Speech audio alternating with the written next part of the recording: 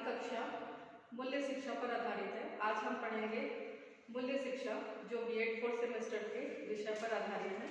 आज का विषय है निगेटिव वैल्यूज और डिसवैल्यूज, नकारात्मक मूल्य अथवा अवमूल्य। पहले हम जान लेते हैं कि नकारात्मक मूल्य अथवा अवमूल्य किसे कहते हैं।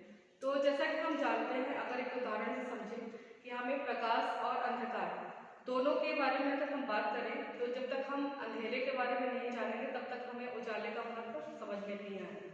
तो इसी तरह हमारे जीवन में अवमूल्य और सकारात्मक मूल्य और नकारात्मक मूल्य दोनों ही चीजें हमारे जीवन का एक प्रमुख हिस्सा है, क्योंकि हम इसे एक जीवन के हिस्से के रूप में हम इस तरह देख सकते हैं कि हमें उसको एक हमने अपना आदर्श बना लिया है कि जैसे हमें कहीं सकारात्मक मूल्य की जरूरत है तो वहाँ नकारात्मक मूल्य हमारे जीवन में एक अलग से बस भाग के रूप में हम देख सकते हैं कि बच्चों को अगर हमें कोई अच्छी चीज़ बतानी है तो अच्छी चीज़ बताने से पहले हमें उसकी निगेटिव बातें हमें बतानी पड़ती हैं कि अगर बच्चे को हम बताएंगे कि अच्छा क्या है तो बुरे चीज़ से हमें उनको अवगत कराना बहुत जरूरी है। अगर हम एक ही पक्ष को अगर लेकर बात करते हैं तो बच्चा उस चीज़ को अच्छे से नहीं समझ पाता है। तो हम देख सकते हैं कि हमारे जो दार्शनिक परिप्रेक्ष्य में भी इनकी बात कही गई है कि ये दोनों एक सिक्के के दो पहलू के रूप में हम इसको समझ सकते हैं। तो इसके बहुत सारे रीजन हैं, अगर हम उसके कारण को जानें तो अब हम मूल्य द्वंद का कारण देखते हैं कि जो मूल्य द्वंद होता है, ये नकारात्मक मूल्य में जो मूल्य द्वंद होता है उसका भी बहुत सारा रीजन होता है। बच्चों के मन में जो दो स्थिति उत्पन्न होती है, कई बार होता है बच्चा कुछ अच्छा करना चाहता है लेकिन उसमें नकारात्मक मूल्य हावी हो जाते हैं और मूल्य हावी हो जाते हैं। उसका रीजन ये है कि मन में बच्चों के दो विचार चलते हैं। जैसे आप जानते हैं हमारे मन के दो भाग होते हैं। जब हम कुछ अच्छा करने जाते हैं तो हमारे मन से आवाज आती है कि ये हमें करना चाहिए। उसके ऑपोजिट में जो नकारात्मक मूल्य हावी होता है और बच्चे को उस कार्य को करने के लिए रोकता है। तो उसमें द्वंद्व में जिसकी स्थिति स्ट्रांग होती है, जो विजयी हो जाता है, उस पर बच्चा उस कार्य को करता है। तो हम हमेशा देखते हैं कि अच्छी चीज की तो विजय नहीं होता, तो बच्चा क्या करता है, गलत आदतों की तरफ या गलत विचारों की तरफ उनका रुझान होने लगता है।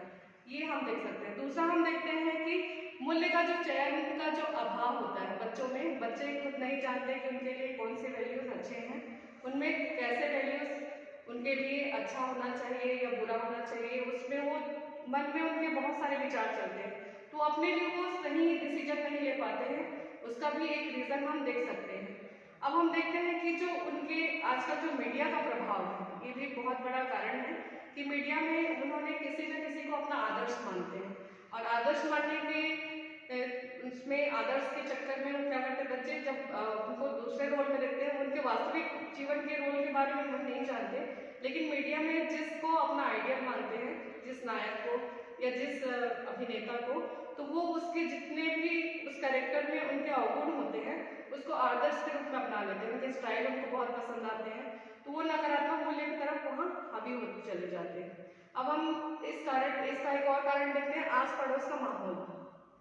तो जो आस पड़ोस का माहौल होता है वो भी एक बहुत बड़ा रीजन है कि बच्चा अपने आस पड़ोस से बहुत सारी चीजें सीखता है। तो बुरी जो बच्चे होते हैं संगत में, आसपास के जो संगत में रहते हैं, तो बुरी आदत का शिकार हो जाते हैं। अच्छी आदतें उस पर हावी जल्दी नहीं होती, लेकिन नकारात्मक मूल्य होते हैं वो उसमें बहुत जल्दी प्रभाव डालते हैं। तो ये आस पड़ोस का माहौल भी इसका बहुत बड़ा कारण है। हम और देखते हैं कि बच्चों को शीघ्र उन्नति की जो लालसा रहती है, तो ये उनका जो लाइफ स्टाइल है या शीघ्र उन्नति, आगे किसी भी स्थान पर पहुंचने के लिए बच्चे क्या करते हैं, शॉर्टकट अपनाते हैं। तो शॉर्टकट अपनाने के चक्कर में क्या होता है, बच्चे गलत रास्ता को अपना लेते हैं, झूठ बोलना, चोरी करना, या फिर वैसा रास्ता अपनाते हैं जिससे वो उस जगह पे जल्दी पहुंच पाए।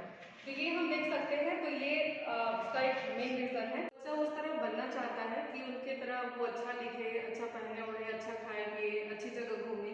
तो बच्चे क्या करते हैं, इसके लिए पैसा तो उनके पास होता नहीं है, तो उसके लिए क्या करते हैं, वो गलत रास्ते की तरफ चले जाते हैं, ऐसे कामों में उतर जाते हैं जो उनके पारिवारिक पृष्ठभूमि से एकदम अपोजिट होता है। घर में ऐसे बच्चों को कभी बच्चे को ऐसी प्रेरणा कभी नहीं दी जाती कि अपने लाइफ स्टाइल के लिए आप गलत कार्य की ओर अग्रसर हो। ये भी एक रीजन है। एक कारण और देखते हैं, ईश्वर पर अभी अनास्था जो बच्चों पे हम देख सकते हैं कि ईश्वर के प्रति बच्चों को बिल्कुल भय नहीं है, मन में बिल्कुल उस चीज का अभाव देखने को मिलता है कि बच्चा कोई भी कार्य करता है तो उसके मन में किसी चीज चीज़ का डर नहीं रहता। तो ये धीरे धीरे जो हमारे आज की भौतिकतावादिता युग है, जिसमें बच्चों पर हम देख सकते हैं कि ईश्वर के जो प्रकोप का जो प्रभाव नहीं मिलता है, उसके कारण भी वो अवमूल्य की ओर अग्रसर होते जाते हैं। अब हम देखते हैं अवमूल्य के प्रकार। तो हम देख सकते हैं कि जितने भी हमारे नेगेटिव वैल्यूज हैं वो सारे हम अवमूल्य के प्रकार में हम देख सकते हैं। भय, चिंता, उन्माद, कुंठा, क्रोध, अवसाद, ये जितनी भी सारी चीजें हैं वो हमारे मन में नकारात्मक मूल्य की ओर हमें अग्रसित करते हैं। जैसे हमारे मन में चिंता है तो हम गलत गलत विचारों पर हमारा मन हावी हो जाएगा और हम गलत गलत कार्य करने के लिए हम अग्रसर हो जाते हैं। वैसे हम देखते हैं कुंठा, जो दूसरे के लिए हम देखते हैं अगर उसके साथ कुछ अच्छा हो रहा है तो हमारे मन में जलन की भावना, कुंठा की भावना, ये सब हमें दिखाई देती है। उसी तरह हम देख सकते हैं कि एक प्रतिस्पर्धा भी, उसको हम अवमूल्य के प्रकार के रूप में देख सकते हैं कि जो हमारे बच्चों में जो प्रतिस्पर्धा है कि बच्चों को आगे आना है, एक दूसरे को पीछे छोड़ने के चक्कर में क्या करते हैं बच्चे गलत रास्ता अपनाते हैं, ये भी एक कारण है। इसमें अवमूल्य के प्रकार के रूप में हम इसको देख सकते हैं। और भी बहुत सारे रीजन है इसके, जैसे उदासी हो गया, शोक हो गया, व्यथा हो गई, तो ये सारी चीज है। और एक मूल मेन रीजन ये भी इसका प्रकार में देख सकते हैं दुख। जब हमारा मन दुखी होता है तो हम बहुत सारे ऐसे गलत विचारों को अपने मन में जगह दे देते हैं, जिससे क्या होता है हमारे मन में और तरह तरह की चीजें वहाँ उत्पन्न होती हैं। जैसे आप अगर एग्जाम्पल से हम समझना चाहेंगे, अगर हम किसी बच्चे को हम अगर कह देते हैं कि आज आपका चेहरा उदास दिख रहा है, आप बीमार जैसे दिख रहे हैं, तो थोड़े समय बाद वो बिल्कुल वैसा ही अपने आप मन में वैसा विचार ले आता है और वो अपने आप को सोचने लगता है कि पहले खुद देखेगा, आईने में 4 बार देखेगा, फिर दूसरों से पूछेगा कि मैं क्या बीमार दिख रहा हूँ, तो वो वैसा ही सोच को मन में ले लेता है और अवमूल्य के इस जो जैसा मन में धारणा बना लेते हैं, उस धारणा की वजह से वो वैसा प्रतीक होने लगता है, मन में वैसा विचार आते ही उसका जो शरीर है वैसी प्रतिक्रिया करने लग जाता है। इसमें एक स्टोरी है कि जेल में एक कैदी था जिसे एक दिन पहले मृत्युदंड की सजा सुनाई जाती है और उसे कहा जाता है कि आपको अगली सुबह मृत्युदंड दे दिया जाएगा। लेकिन उसमें कुछ वैज्ञानिक रिसर्च करना चाहते हैं और उसको कहा जाता है कि आपको मृत्युदंड की जगह आपको सांप से कटवाया जाएगा। वो बेचारा फिर सोच में पड़ जाता है कि मुझे सांप काट देगा तो कितना दर्द होगा। तो एक दिन पहले ही बहुत ज़्यादा वो मन में बहुत चिंता भय को लिए हुए होता है और अगले दिन उसको लेके आया जाता है और सांप की जगह उसको बताया नहीं जाता, मन में तो ये बता दिया जाता है कि उसको सांप से कटवाया जाएगा।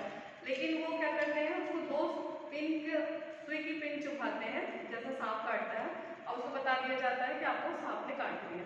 तो वहाँ बस उसके मन में जैसे ही प्रतिक्रिया स्टार्ट होती है तो उसके शरीर में जैसे सांप ने काटा वैसा जहर उसके शरीर में वैसा क्रिएट करने लगता है। तो ये हम इस कहानी से या इस घटना से हम यह सीख सकते हैं कि जैसा